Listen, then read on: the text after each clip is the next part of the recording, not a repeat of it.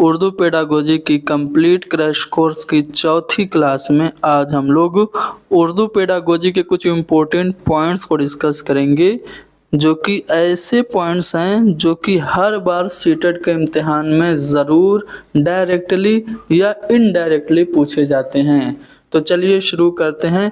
आप हमारी इस क्लास को लाइक कीजिए, शेयर कीजिए, हैदरी स्टडी पॉइंट को ज़रूर सब्सक्राइब कीजिए।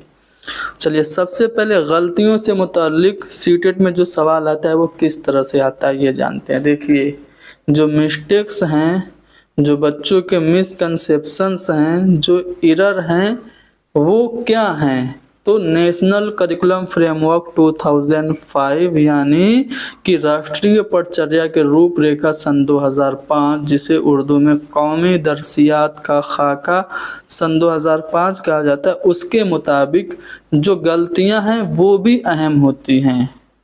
क्यों अहम होती हैं? क्योंकि गलतियां आमोजिश का हिस्सा हैं। Mistakes are part of learning. और साथ ही साथ ये आमोजिश का इशारिया भी हैं, यानी कि इंडिकेटर हैं लर्निंग का। जो मिस्टेक्स हैं, बच्चे गलतियां करके ही सीखते हैं। गलतियां बच्चों को बसीरत देती हैं, उनको सोचने समझने की क्षमता देती हैं, उनको अंतर्दृष्टि देती हैं, इंसाइट उनके अंदर पैदा करती हैं। गलतियां टीचर और स्टूडेंट दोनों के लिए फीडबैक का काम करती हैं। अगर बच्चा कोई गलती करता है तो उस गलती से वो अपने आप का अंदाज़ा भी लगा लेता है कि वो कितने पानी में है। अगर कोई बच्चा गलती करे क्लासरूम में तो हमें फ़ौरन उसकी गलती पे उसे टोकना नहीं चाहिए, यानी गलतियों की इस्लाह फ़ौरन नहीं करनी चाहिए। कैसे करनी चाहिए? हमें गलतियों के पैटर्न को समझ लेना चाहिए। क्लास के आखिर में हमें डिस्कशन करते हुए बच्चों को फीडबैक दे देना चाहिए और उसी फीडबैक में बच्चों को ये एहसास करा देना चाहिए कि हाँ, मैं ये गलती कर रहा था जो कि अगली बार से नहीं करूँगा। तो याद रखिएगा, गलतियाँ तदरीसी आमोज़ी अमल का हिस्सा हैं, आमोज़िश का इशारियाँ हैं, बच्चों में बसीरत पैदा करती हैं, टीचर और स्टूडेंट दोनों के लिए फीडबैक का काम करती हैं। गलतियों की फ़ौरन इस्लाह नहीं होनी चाहिए। ठीक है। अब देखिए, आपसे एक अगर पॉइंट पूछ दे कि मादरी ज़बान दूसरी ज़बान के सीखने में खलल और रुकावट पैदा करती है, तो आप इस पॉइंट के बारे में क्या कहेंगे? सही है कि गलत है? कौल यानी कि जो बयानात हैं वो दिए जाते हैं। तो याद रखिएगा, जो मादरी ज़बान है, जो हमारी मातृभाषा है, वो सेकेंड लैंग्वेज या फिर कोई भी फॉरेन लैंग्वेज सीखने में हमारे लिए रुकावट नहीं बनती है, बल्कि वो हमारे लिए हेल्पफुल होती है। अगर हमारी अपनी मादरी ज़बान, मान लो उर्दू हमारी मादरी ज़बान है, अगर हमारी उर्दू अच्छी है तो हम अंग्रेज़ी को आसानी से सीख पाएंगे। यानी कि हमारी जो उर्दू की अच्छी जानकारी है, वो जानकारी हमें अंग्रेज़ी सीखने में मददगार होगी, मुआविन होगी। सही ना? चलिए आगे बढ़ते हैं। एक से ज़्यादा ज़बानों का जानना, अगर बच्चे 2 या 3 या 4 ज़बानें जान रहे हैं तो ये क्या है? तदरीसी आमोज़ी अमल में ये मददगार है।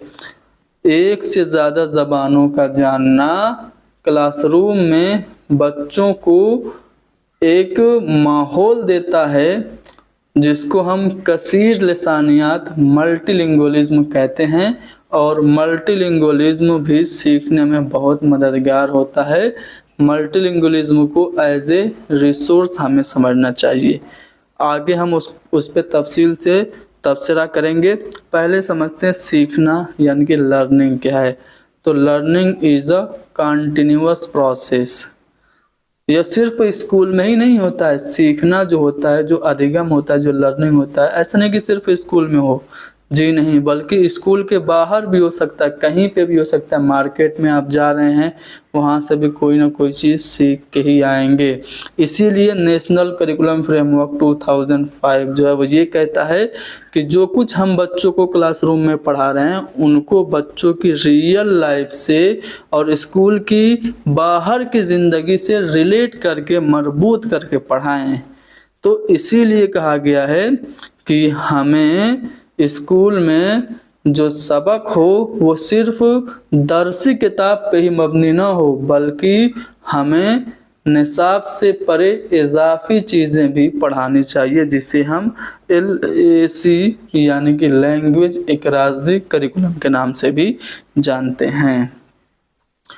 जो कंस्ट्रक्टिविज्म के मानने वाले साइकोलॉजिस्ट हैं, उन्होंने सीखने के बारे में क्या कहा?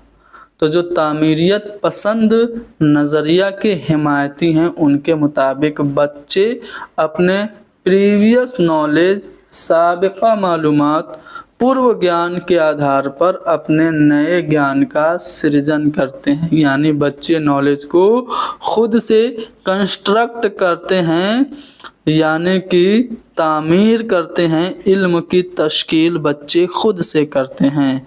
बच्चे का जो आमोज़ी अमल है वो गुज़िश्ता अमल और जो उसके प्रीवियस जो उसके नॉलेजेस हैं, जो उसके पहले के जो तसव्वुरात हैं, उन्हीं के बिना पे आगे बढ़ते हैं। प्राइमरी लेवल पे तलबा बाहमी रब्त यानी कि इंटरेक्शन से, अंतःक्रिया से बेहतर तरीके से सीख सकता है। इसीलिए लेव वाइगोस्की ने समाजी तामुल के बारे में बताया कि ये सीखने में, ज़बान सीखने में मददगार होती है। ज़बानी नशोनुमा के लिए बच्चों को खुशहाल लिसानी माहौल यानी कि रिच लिंग्विस्टिक एटमॉस्फेयर, समृद्ध भाषिक वातावरण दस्तयाब कराना चाहिए। ऐसा माहौल हो जहां बच्चे बिना झिझक के अपने माफी ज़मीर की अदायगी कर सकें, सेल्फ एक्सप्रेशन कर सकें, अपने स्वयं की अभिव्यक्ति कर सकें। आगे कहा जा रहा है कि बच्चों की तदरीस मादरी ज़बान या घरेलू ज़बान में करनी चाहिए।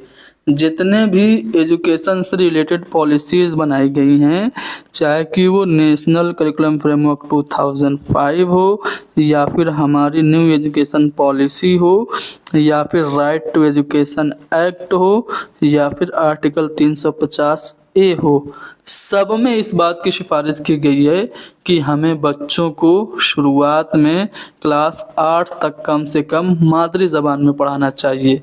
तो हम अगर बच्चों को शुरुआत में मादरी ज़बान में तालीम देते हैं और फिर बाद में मज़ीद ज़बानें सिखा देते हैं, तो इससे हम क्या कहते हैं, पहले मादरी ज़बान और फिर मादरी ज़बान की ही मदद से मज़ीद ज़बानें सिखा दी, तो इससे हम कहेंगे multilingualism based on mother tongue, यानी मातृभाषा पे आधारित बहुभाषिकता है। मादरी ज़बान शुरू कराइए और मादरी ज़बान के ही आधार पे आप और भी मज़ीद ज़बानें पढ़ा दीजिए, तो यह मादरी ज़बान पे मबनी कसीर लिसानियात। अच्छा बताइए, जब बच्चा 5 या 6 साल का होता है, स्कूल में आता है, तो वो कैसा होता है? कोरा कागज़ होता है? खाली स्लेट होता है? जी नहीं।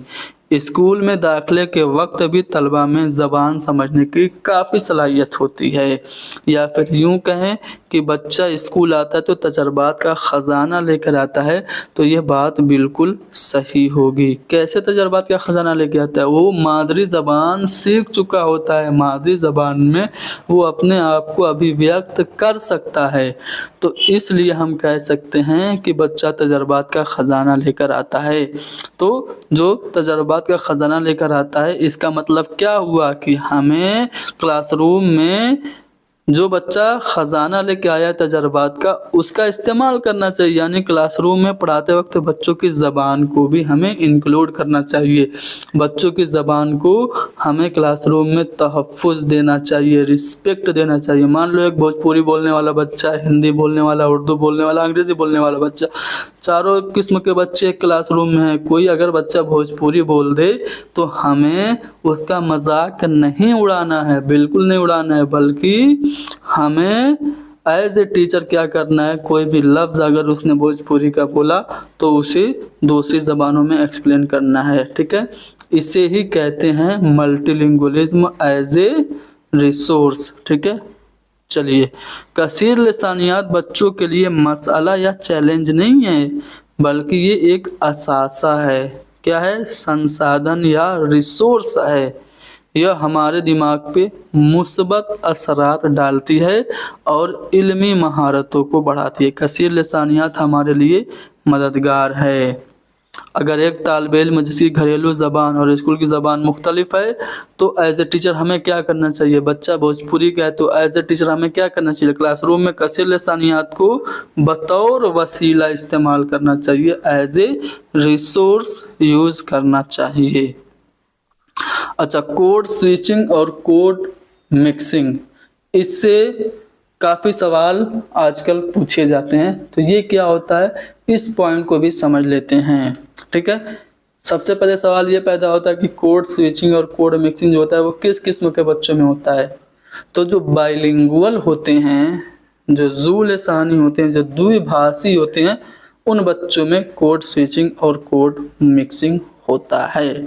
अब कोड स्विचिंग होता क्या है समझिए। एक ज़बान के बोलने वाले बच्चों में एक ज़बान बोलने वालों में दूसरी ज़बान के अल्फाज या जुमलों का इस्तेमाल आम बात है। इससे ही हम मुंतकली यानी कि स्विचिंग कहते हैं। अगर कोई बच्चा हिंदी और गुजराती बोल रहा है, चुनान जो ज़रूरत के मुताबिक हिंदी से गुजराती और गुजराती से हिंदी बोलता है, तो ये कोड स्विचिंग है। आप बात कर रहे हैं, बात करते करते अचानक आप इंग्लिश में किसी से बात करने लगे, ठीक है, तो इसे करें कोड स्विच हो गया। आप जा रहे हैं रास्ते में, दोस्तों से बात करते हुए भोजपुरी में बात कर रहे हैं, एक सुंदर कन्या का गुजर हुआ तो आपने अपना तलफ़ुज़ दुरुस्त करते हुए आपने शीरी ज़बान उर्दू का इस्तेमाल कर लिया ताकि वो आपसे मुतासिर हो जाए। तो ये आप भोजपुरी से उर्दू पे क्या कर रहे हैं? स्विच कर रहे हैं, ठीक है। तो ये होता है कोड स्विचिंग, एक ज़बान बोलते हुए दूसरी ज़बान भी बोलना। लेकिन कोड मिक्सिंग क्या होता है, ठीक है, इसे समझते हैं। दूसरी ज़बान की हुसूल-याबी उस ज़बान से मुतासिर होती है जिसे आमोज़गार पहले से ही जानता है। इस असर को हम तबादला ख़याल यानी कि कोड मिक्सिंग कहते हैं। जैसे आप उर्दू बोल रहे हैं, उर्दू में ही एक एक लफ्ज़ आप हिंदी का इस्तेमाल कर रहे हैं, या फिर उर्दू बोलते हुए एक एक लफ्ज़ आप अंग्रेज़ी का इस्तेमाल कर रहे हैं। मैं संडे को मार्केट जाऊंगा, तो आप बोल तो रहे हैं उर्दू, लेकिन उसमें आपने संडे इस्तेमाल किया और मार्केट इस्तेमाल किया, तो ये आपने दो लफ्ज़ अंग्रेज़ी का इस्तेमाल कर लिया। तो ये आप क्या कर रहे हैं? कोड को मिक्स कर रहे हैं।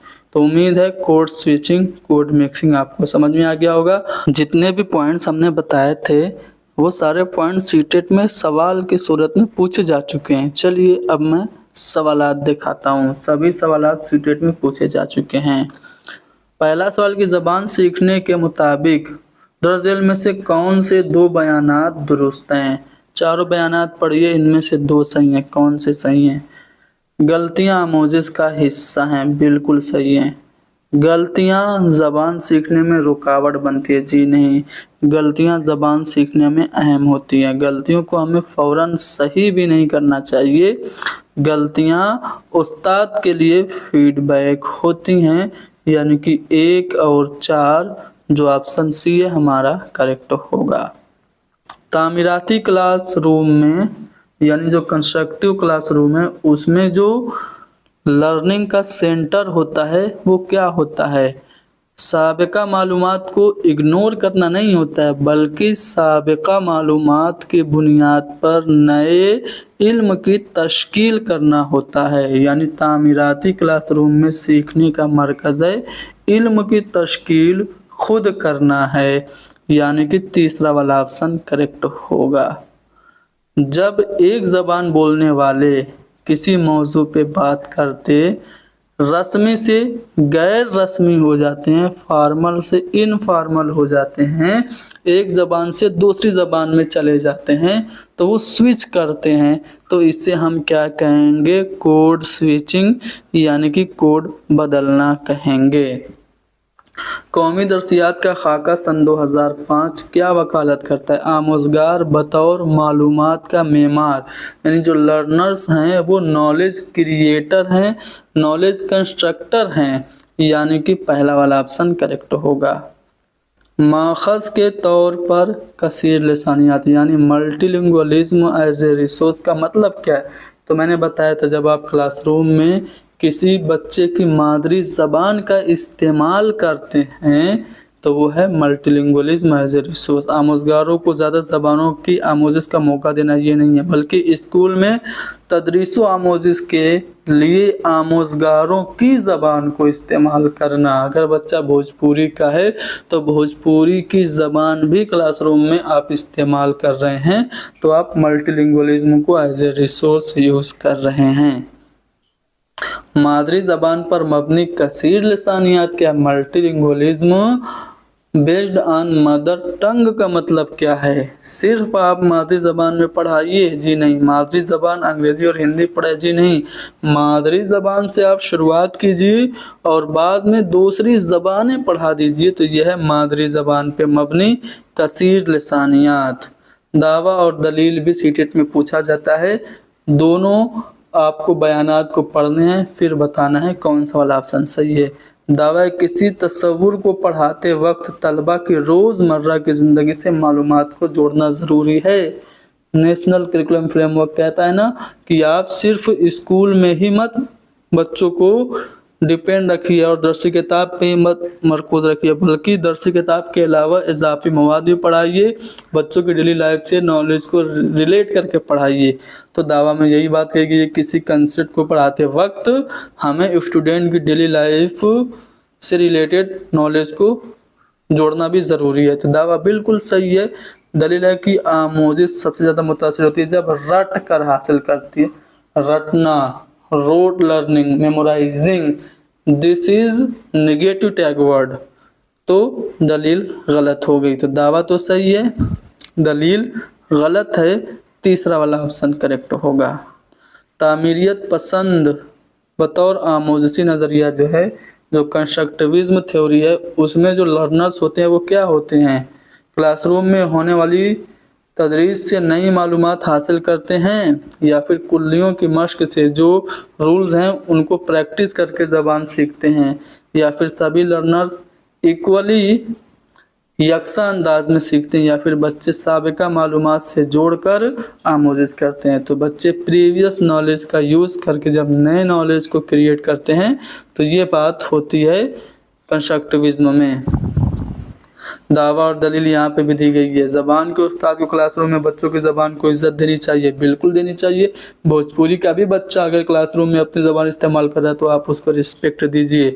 कसीर लसानियात क्लासरूम में रुकावट नहीं है, तो दलील गलत हो गई। दावा सही है, दलील गलत है, दूसरा वाला ऑप्शन करेक्ट होगा। जब बच्चा स्कूल आता है तो तजर्बात का ख़जाना लेके आता है, बिल्कुल सही बात अभी मैंने समझाया। दूसरी ज़बानों की आमोज़िश के लिए बच्चे की मादरी ज़बान माविन होती है। सेकेंड लैंग्वेज के लिए आपकी जो पहली ज़बान मादरी ज़बान है वो मददगार होती है, बिल्कुल होती है। तो दलील भी सही है, दावा भी सही है, दोनों सही हैं, दावा और दलील दोनों सही हैं। फिर से वही सवाल देखिए, इस तरह के सवालात हर साल सीटेट में आते हैं। तामीरियत पसंदी नज़रिया क्या कहता है? कहता है कि आमोज़गार जो हैं वो मालूमात के मेमार हैं, नॉलेज क्रिएटर हैं, नॉलेज कंस्ट्रक्टर हैं, और दुनिया के बारे में अपनी समझ वो खुद बनाने वाले हैं, यानी कि हमारा पहला वाला ऑप्शन करेक्ट होगा।